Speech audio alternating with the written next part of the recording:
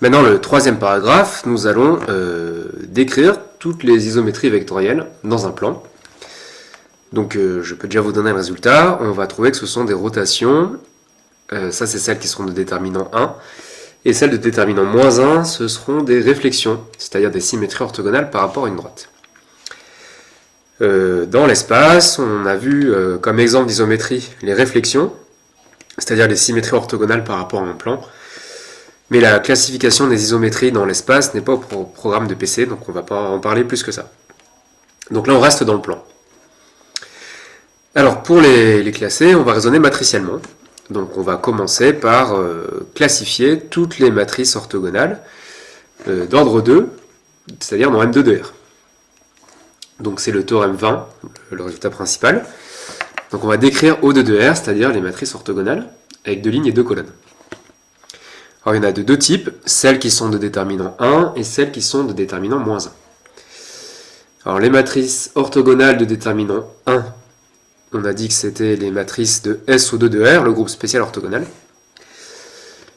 Et donc, on va montrer que ce sont les matrices de la forme Rθ, c'est-à-dire cos θ moins sinus θ, sin θ, cos θ, où θ est un réel. Donc elles sont toutes de cette forme, et il n'y en a pas d'autres. Donc ça, on va voir plus tard que c'est ce qu'on appelle des matrices de rotation. Deuxième type de matrice orthogonale, c'est celles qui sont dans O2 de R, mais pas dans SO2 de R, c'est-à-dire les matrices de déterminant moins 1. Alors, elles sont de la forme ici, qu'on a appelée S alpha, c'est cos alpha, sinus alpha moins cos alpha. Donc la différence n'est pas énorme, le signe moins, au lieu d'être ici, il est juste en dessous. Alors, ça, on va voir plus tard que ce sont des matrices qui représentent des réflexions, c'est-à-dire des symétries orthogonales par rapport à une droite. Donc de déterminant 1, c'est comme ceci, de déterminant moins 1, c'est comme ceci. Alors, les paramètres alpha et θ ne sont pas uniques, mais ils le sont modulo 2π, c'est ce que dit le troisième point. Donc quand est-ce que Rθ égale Rθ', c'est quand il existe k dans z, tel que θ' égale θ plus 2kπ. C'est-à-dire θ' et θ sont égaux modulo 2π. Et on a la même chose, S alpha égale S alpha', si et seulement si alpha' égale alpha modulo 2π. Donc si on veut imposer l'unicité du paramètre θ, par exemple, on prend dans l'intervalle 0 fermé, 2π ouvert. Même remarque pour le paramètre alpha. Alors on va démontrer ce théorème.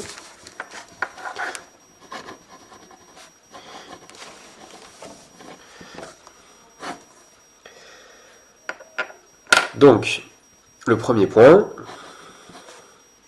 on prend M, une matrice, dans SO2 de R,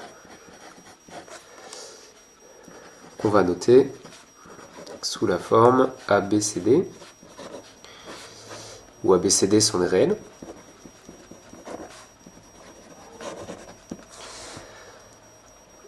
Et on va voir ce qu'on peut dire sur ABCD. Donc première chose, comme la matrice M est orthogonale, on sait que ces colonnes sont orthonormales.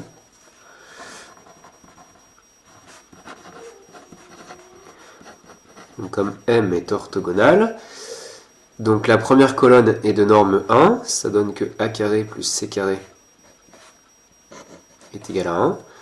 Et pareil pour la deuxième colonne, donc B carré plus D carré est égal à 1. Alors donc, si on pose Z égale le complexe A plus IC,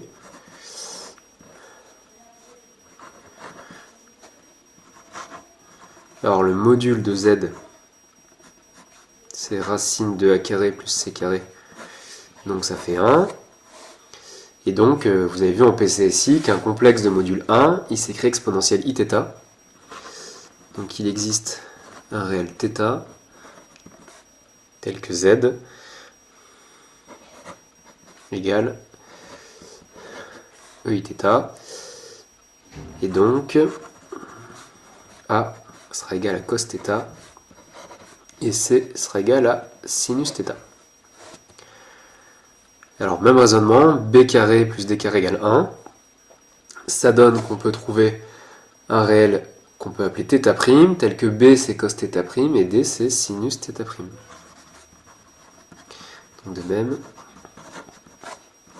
il existe un θ' tel que C c'est cos θ' et D c'est sinus θ'. Et donc maintenant on va essayer de trouver un lien entre θ et θ'. Alors il y a d'autres relations qu'on n'a pas écrites. Les deux colonnes doivent être orthogonales. Donc si on calcule le produit scalaire, ça fait AB plus CD égale 0.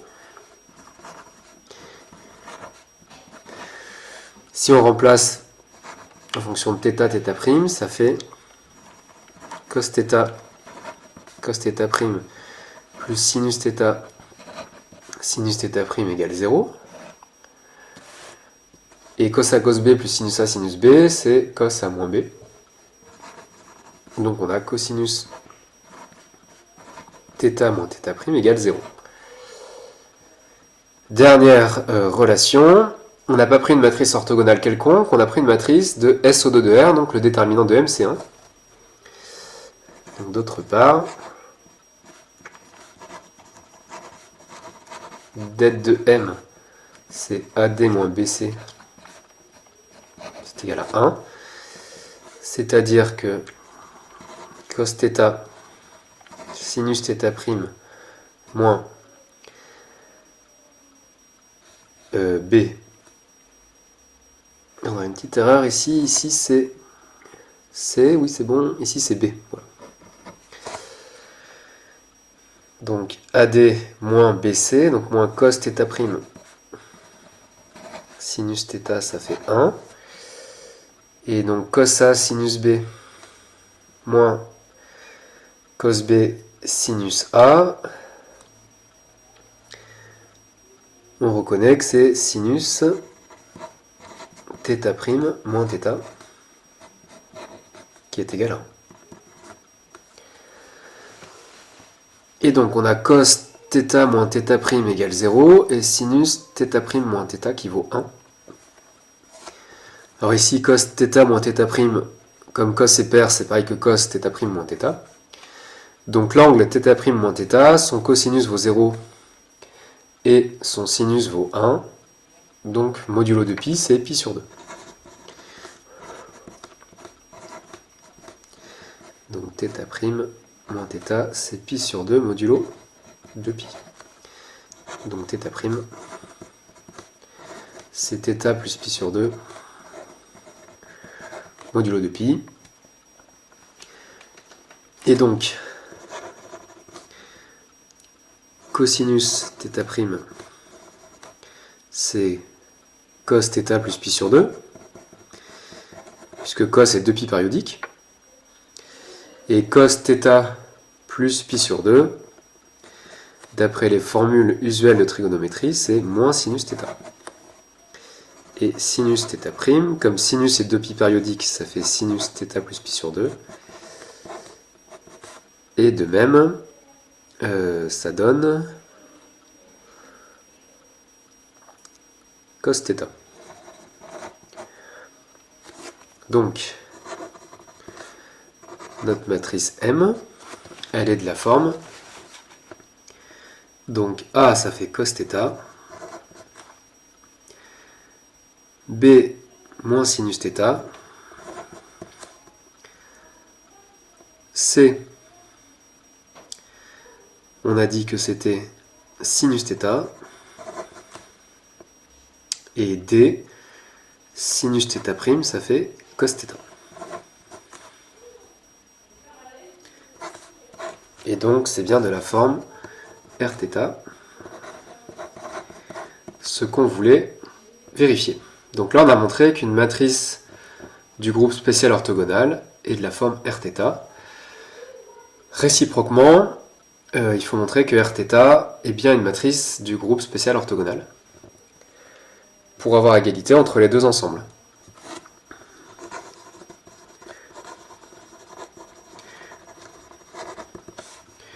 Alors c'est assez trivial. Est-ce que Rθ est une matrice orthogonale? Donc on voit que les deux colonnes sont de norme 1, puisque sinus carré plus cos carré, ça fait 1. Si on calcule le produit scalaire des deux colonnes, ça fait moins sin θ cos θ plus sin θ cos θ, ça fait 0. Donc les colonnes sont bien orthogonales. Donc là, on vient de montrer que Rθ est une matrice orthogonale.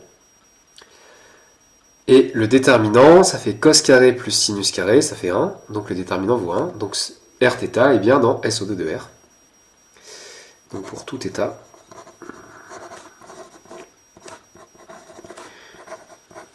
Rθ appartient à SO2. Et donc on a bien égalité entre l'ensemble SO2 de R et l'ensemble des matrices de la forme Rθ. Donc SO2 de R, c'est égal à l'ensemble des Rθ, tel que θ appartient à R. On a fait par double inclusion, on a bien égalité entre les deux ensembles. Alors maintenant, on va s'intéresser aux matrices orthogonales de déterminant moins 1.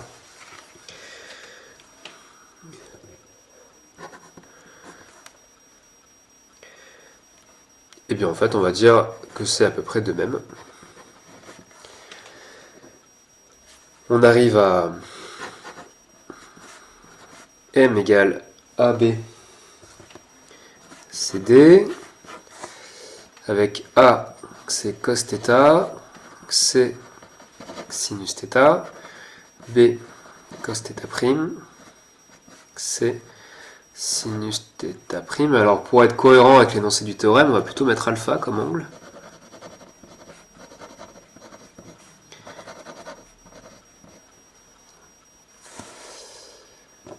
Voilà. Et donc, ensuite, on avait écrit que les deux colonnes sont orthogonales. Donc AB plus CD égale 0. Ça nous a donné que cosinus alpha moins alpha prime égale 0. Et cette fois, det de M, c'est moins 1. Et ça fait AD moins BC. Donc on a sinus alpha prime moins alpha égale moins 1. Et donc cette fois, alpha moins alpha prime, c'est moins pi sur 2, modulo de pi.